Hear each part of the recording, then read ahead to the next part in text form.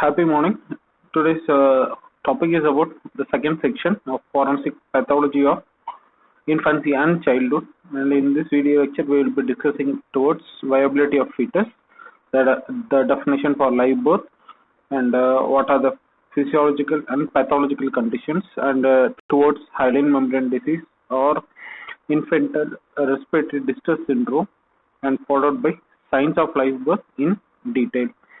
And first and foremost about viability of fetus. And the viability, the word means the ability of a fetus to survive outside the uterus. And the salient features towards viability of fetus are, and by the Indian law, there is no any such criteria, and then the age of viability is not been defined in Indian context. And by the English law, the age of viability is around 28 weeks. Since India does not have explicit law on viability, by the derivation, 28 weeks is been assumed as a period of viability in India too.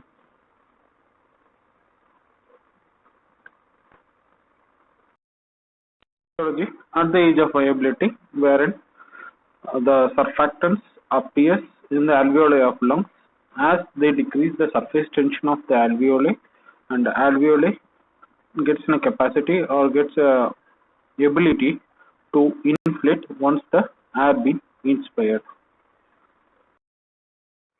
A pathological state wherein when there been a decrease in pulmonary surfactant, where the alveoli doesn't get a capability to inflate once the air been entered, and the fetus lands into infant respiratory distress syndrome, or synonyms towards this terminology are neonatal respiratory distress syndrome, or earlier it was been called as hyaline membrane disease. And the pulmonary surfactants are rich in lecithin, and lecithin synthesis occurs by type 2 alveolar cells, and their functional ability is to increase dramatically as the lung matures. And these lecithin levels have been expressed as a ratio against sphingomyelin.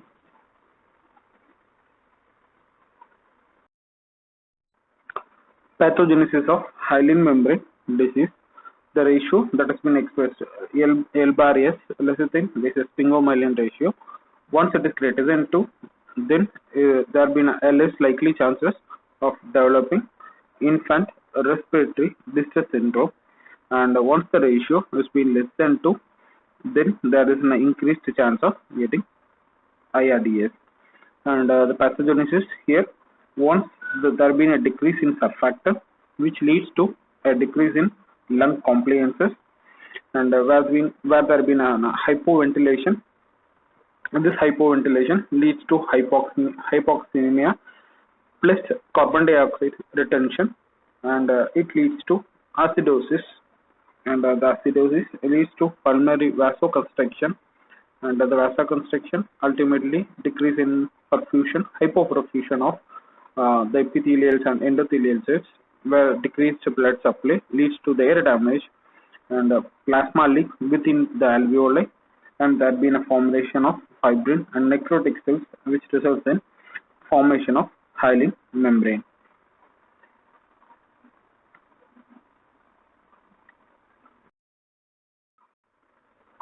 Management part, wherein neonates are suspected to have RDS need to be cared in a neonate intensive care unit provided with IV fluids and oxygen.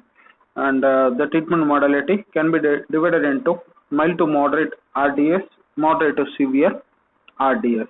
And if in case of mild to moderate RDS, where the infant can be managed within a continuous positive airway pressure, and the procedure is being a non-invasive modality of support, wherein a continuous distending pressure is being applied at the nostril level to keep the alveoli open in a spontaneously breathing baby. And high saturation of oxygen greater than 95% can lead to premature retinopathy, prematurity of retinopathy, which can lead to blindness of a infant.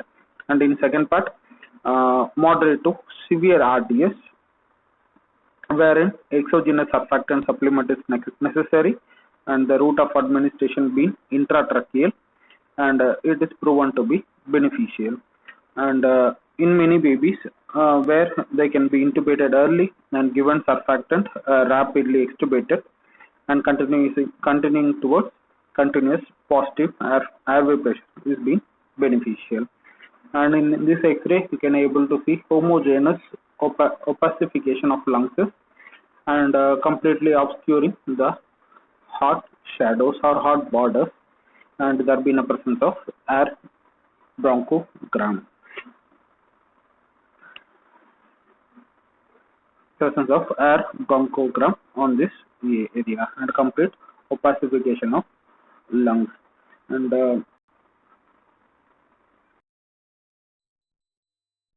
prevention of RDS, wherein administration of antenatal steroids to a mother in a preterm labor less than 35 weeks has been proven beneficial and made a breakthrough in management of preterm infants. And a supplement of providing antenatal steroids are proven beneficial, and it decreases the neonate mortality by 40% and a reduction in respiratory distress and intraventricular hemorrhages by 50% and a reduction in occurrence of PDA, necrotizing enterocolitis, and hemodynamic instability. There been a reduction. The medical legal importance point of view, wherein if a pregnant lady within a greater than 28 weeks of gestation is being killed, the accused can be tried for a double murder. And medically, there is no sharp cut-off age or on a weight at which fetus is automatically becomes viable. And the survival rate based on the period of gestation, if in case it has been 23 weeks of gestation, chance of being survival is around 20 to 35%. And as the weeks of gestation increases, the survival rate also increases. Once it attains 27 weeks or greater than 27 weeks, the survival rate is around 90%.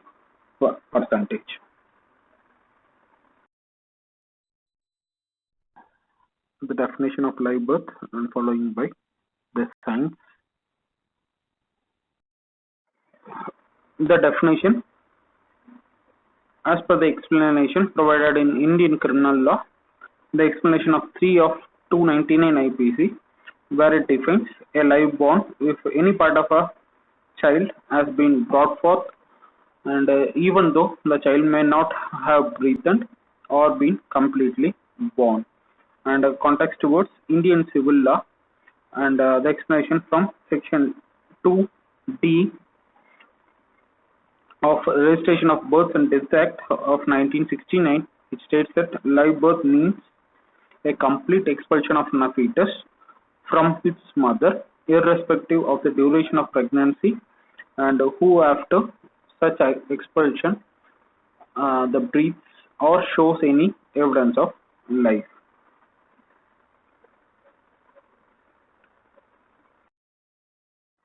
In legal aspects towards civil cases, where proofs of live birth are any signs of life after a complete birth of a child is accepted as proof of live birth. And here in case, first and foremost, the cry of a baby. Second, the muscle twitching or the movement of the limb, sneezing and yawning. And towards baby cry, where it is perceived to be a strongest evidence in favor of live birth, and it suggests the respiration has taken place.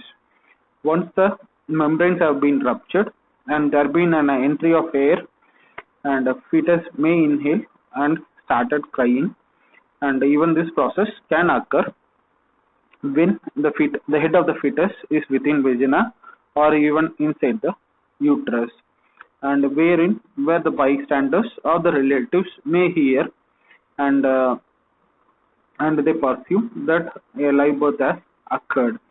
And in spite, right, and if there been any other unforeseen incident wherein after which there been a death of a fetus, there have been allegations on the treating physician. And point number 2, muscle twitching or otherwise movements of limb, wherein the muscle twitching can even occur even after death, and therefore it is not safe to assume that twitching or of the muscles as a proof of life. Sneezing, yawning, and contractions of muscles are other signs of life birth.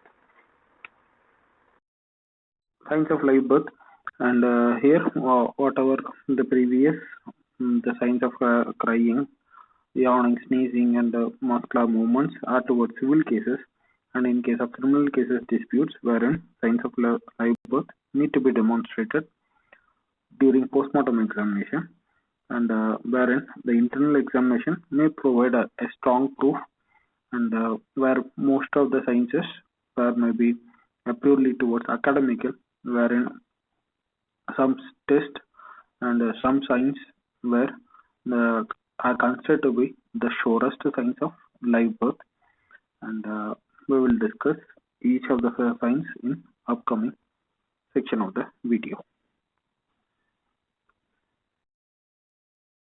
Shape of the chest. Before respiration, the chest appears flat and the circumference of it is between 1 to 2 centimeters lesser than the abdomen at the level of umbilicus. Once after respiration, the shape of the chest expands and it appears or it becomes arched or otherwise drum-like in shape. Second, towards opinion regarding the position of diaphragm, and as a precautionary measure, first and foremost, presence of putrefaction gases may alter the position of diaphragm. And how to look for putrefaction of gases, and only by external examination. If there have been presence of any signs of decomposition on the external surface of the fetus, then this step has no value at all. And there are second, a precautionary measure wherein the abdomen cavity need to be opened first following other cavities, and here the reason being, if thorax cavity is been opened before to abdomen cavity, wherein the air that enter the thorax may push the diaphragm below, and the position of diaphragm is being altered and it has been pushed to lower level and almost giving a false indication of live birth. And same such doesn't happen when abdomen is being opened, where the entry of air will not push the diaphragm because there been presence of lung which prevents the push. And we need to locate the highest point of diaphragm, and if there been no respiration has occurred, then the position of diaphragm will be at 4th or 5th rib, and once the respiration has occurred, the position of diaphragm will be at 6th or 7th rib. First is to rule out the decomposition. Second, the abdomen cavity is to be opened. Then the other measures by which the highest point of diaphragm is being noted.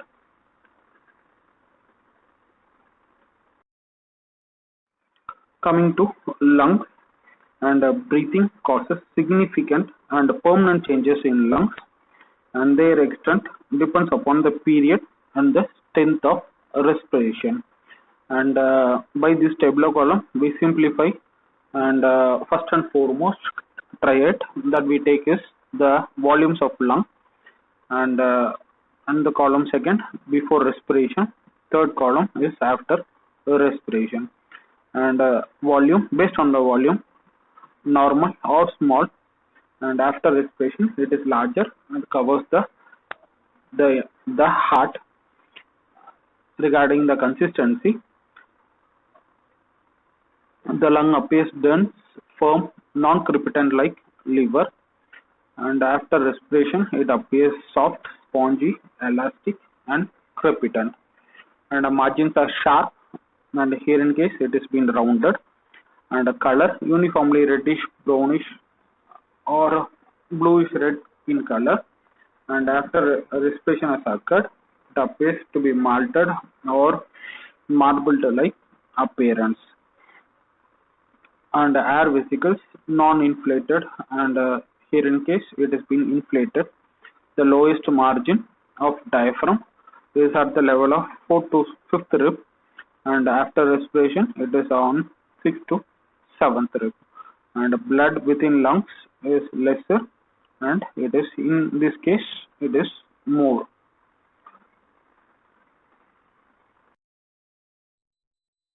Both lung, and here in case it is 35 grams, and after respiration it increases to 70 grams, and the reason being if a respiration has occurred due to presence of air followed by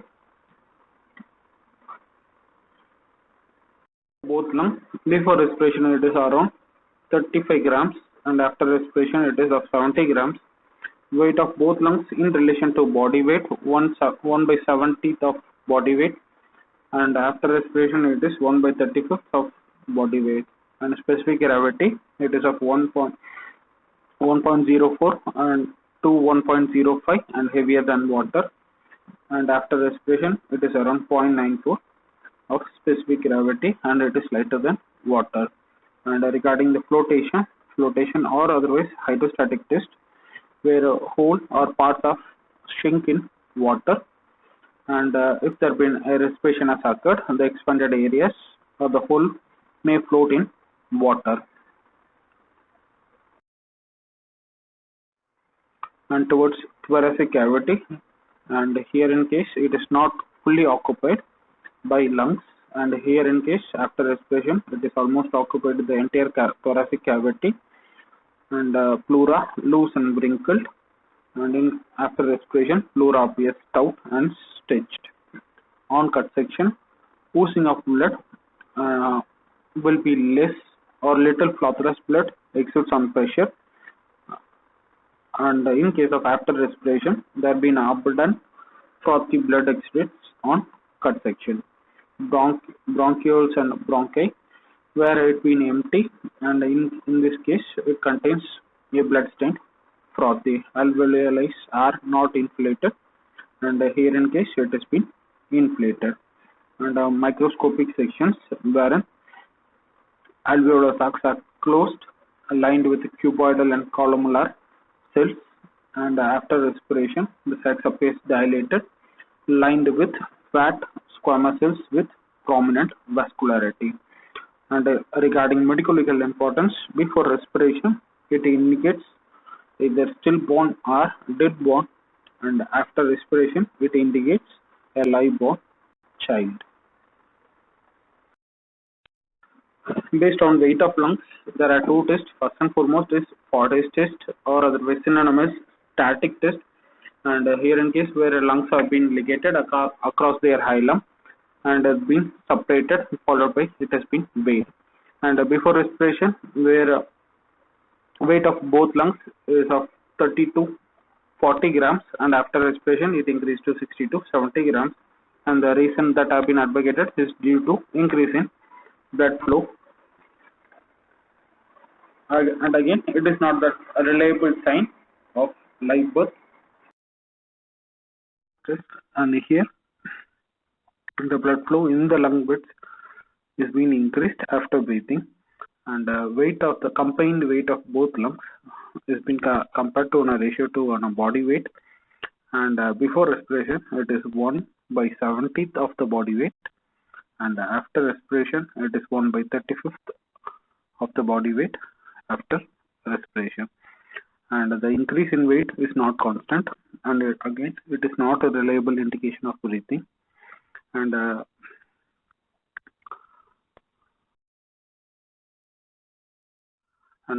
other test relating to lung is hydrostatic test, and the synonyms to hydrostatic test are Ragas test, flotation test, and the basic principle behind hydrostatic test is upon breathing, both the weight as well as the volume of lung is being increased. And here begin weight it is due to the increase in blood flow, and the increase in volume is due to inflow of air. And the specificity of lungs before respiration is 1040 to 1050, and the specificity of lung after respiration is about 940 to 950. And so it means that a respiratory lung will float on water when it is being suspended on a water body. The hydrostatic test is performed in 4 stages, and first stage is of where the whole thoracic plug consisting of both lungs and heart are placed in a bucket of water. And in this stage, where a piece of liver is taken as a control sample, normally in normal condition where a liver sinks usually, but if a liver floats, it indicates there been a presence of putrefaction where the test doesn't have any validity. And the whole thoracic plug consisting of both lungs and heart have been placed in water, and if it floats, it indicates there is a presence of an air and a child has been alive. And if in case the entire plug doesn't floats, instead it sinks, it indicates we need to proceed to a stage 2 of hydrostatic test. And in stage 2, where each bronchus is being tied and a lung being served above the ligature, and each lung is being placed in water separately. And if it floats, again it indicates a respiration has taken place and the child was being alive. If in case either of the lung sinks into the water, it indicates we need to move to stage 3. Stage 3, wherein the lung has been made cut into 12 to 20 pieces, and after cutting each pieces, a piece has been taken and it been rolled gently between fingers and thumb and near a ear to hear a crackling, crepitant noise, and dip each piece under water and squeeze them between the thumb and finger, and if there have been a presence of air, and you can able to notice bubbles that have been escaping under the water, and allow it to float. If they float independently, then it indicates there been a presence of a respiration process has taken place. If it sinks, then proceed to next stage of hydrostatic test. And in stage 4, where each piece now taken out of the water, wrapped in the cloth and squeezed by putting a weight. And again in this stage 4, the important step here being we are about by keeping a weight and by squeezing them with a piece of in a piece of cloth or wrap them in a piece of cloth, we are about to remove the expiratory reserve volume and the tidal air. And even though after these measures, where even the residual air still remains within the alveoli, which can't be taken out by any means of any of the maneuvers that has been carried out in stage 4. And the mechanism or the principle of stage 4 is being the residual air which is being within the alveoli will keep the lungs floating, and if there been a respiration has occurred or there been a born of an alive infant.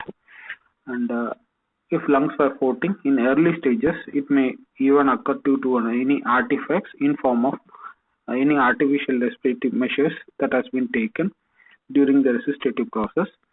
And even after these measures, if a piece of lung floats in water, it indicates the fetus has taken a respiration and it has born alive.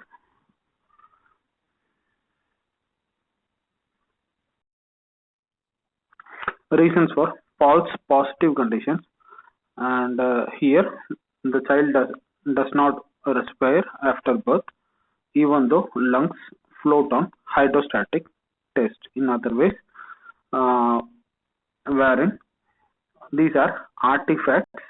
First and foremost, artifact is artificial inflation. Second is decomposition.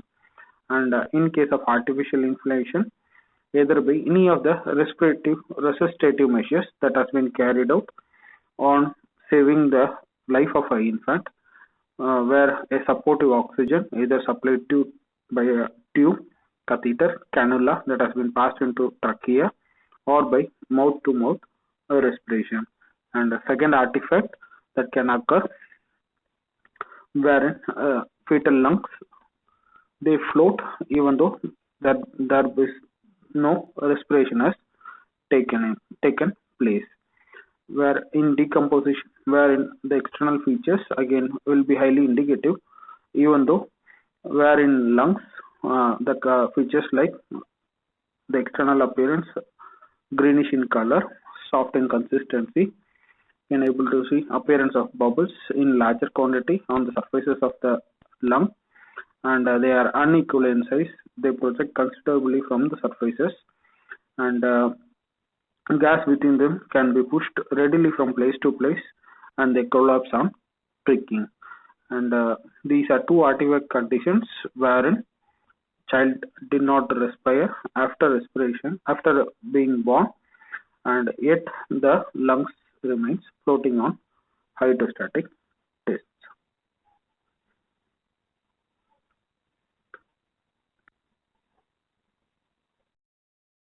These are false negative conditions wherein child has respired after birth, yet the lung sinks on hydrostatic test.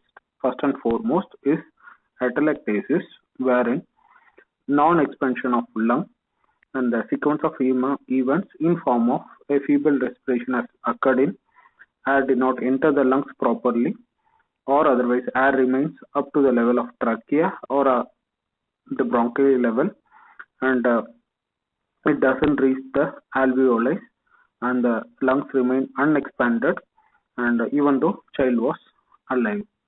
Second, obstruction due to presence of alveolar duct membrane, and it causes an obstruction to the entry of air to the alveoli, and disease conditions in form of acute edema, congenital syphilis, pneumonia, or the other reasons wherein we can able to see false negative reactions wherein actually child has respired after birth but lung shrinks during hydrostatic test.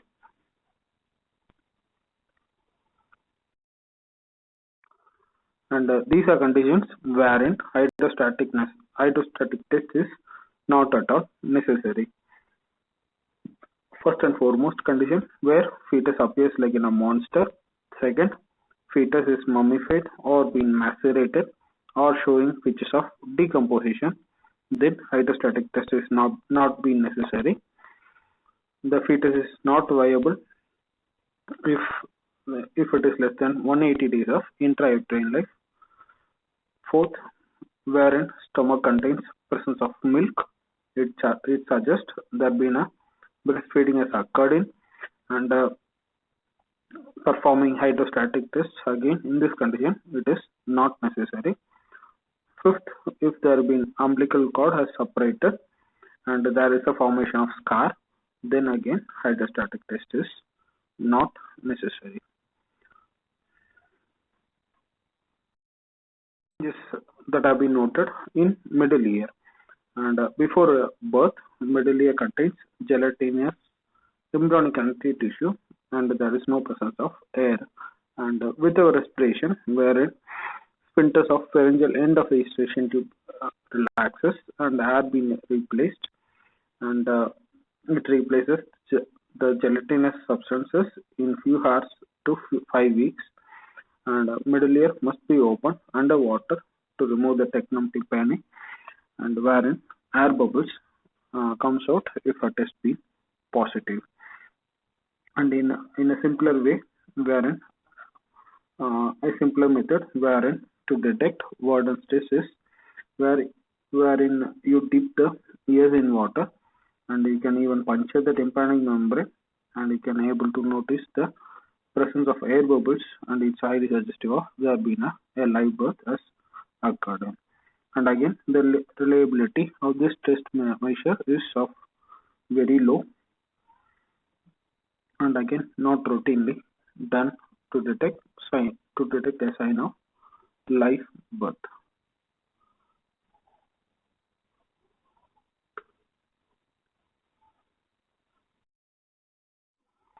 And these are the changes in a child that have been noted after birth and a really extensive list we will cut short. And foremost is the blood wherein nucleated red cells disappears from the circulation within 24 hours and fetal hemoglobin is being synthesized in mainly from a liver and before birth it is around 80 to 90%. By the third month it is 7 to 8% and after 6 months it completely disappears from the circulation. And regarding the meconium is a green viscid substance consisting of thickened bile and mucus. Meconium is being completely excreted or completely expelled from the large intestine for within 24 to 48 hours after a normal birth.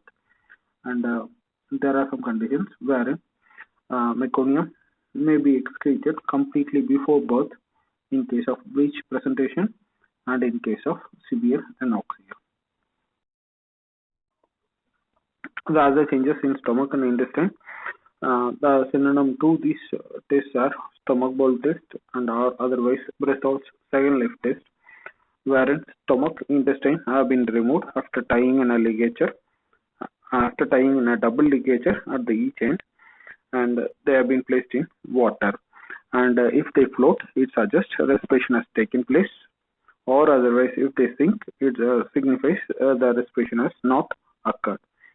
And there are drawbacks to this test wherein high false positivity can occur and if there have been presence of any resuscitation atoms or there have been formation of gas bacterial gas formation in form of putrefaction, then this test has no credibility and even the survival period can also be estimated. And here if it been immediately after birth, then there will be presence of gas within the stomach and by 1 to 2 hours the gas reaches up to small intestine. 5 to 6 hours it reaches the colon.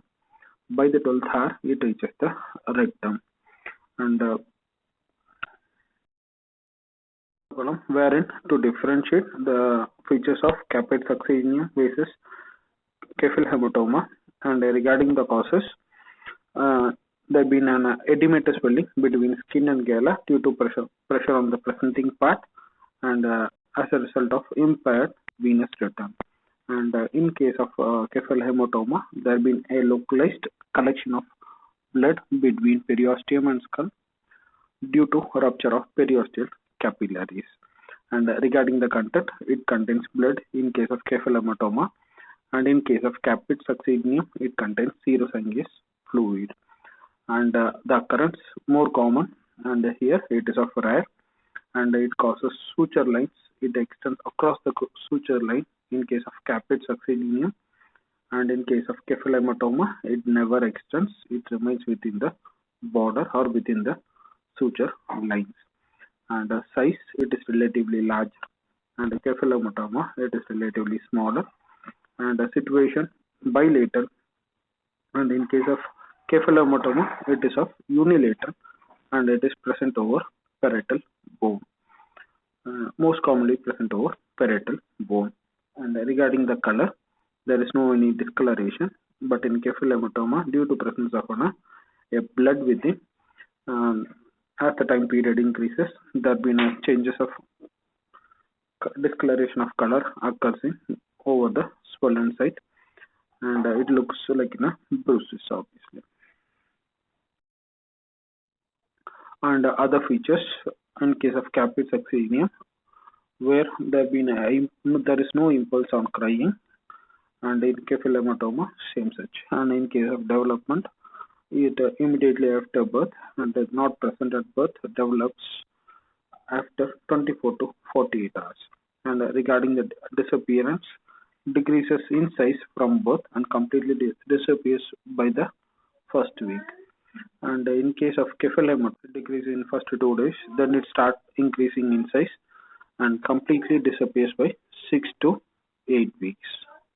In the complications, wherein none relating to campylobacter, and in case of Kefal hematoma, there may be presence of jaundice due to presence of extra load of blood pigment, calcification, ossification may occur, and with a subsequent bony swelling when there been persistence for months, and even it can result in significant deformities of skull.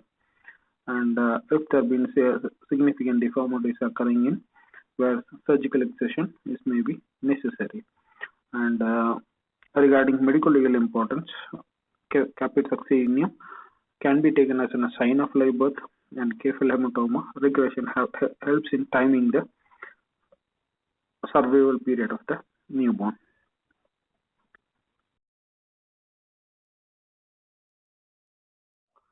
Regarding the umbilical cord changes, by the second hour after birth, where there have been presence of blood clots on the curtains, 12 to 24 hours, cord attached to the child shrinks and dries up. Greater than 36 hours, an inflammatory ring formation occurs at the base of the stump. 2 to 3 days, cord mummifies. 5 to 6 days, cord falls off and leaving out a ulcer. By 10 to 12 days, ulcer heals and it leaves a scar. These are the changes being noted on the point A, figure A, wherein an umbilical cord is being attached to the newborn, and point B, wherein you can able to see an umbilical cord clamp, and point number C, where umbilical cord stump shows signs of healing. Point D, almost a 7-day-old baby with an umbilical cord stump, and umbilical cord stump shows pictures of mummification, almost about to fall. And for figure F, where umbilical stump is completely healed and detached from umbilicus.